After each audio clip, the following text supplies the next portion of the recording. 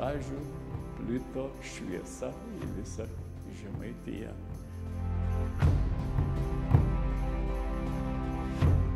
Jėzuitai kaip ordinas iš visos Europos tempė kas geriausia.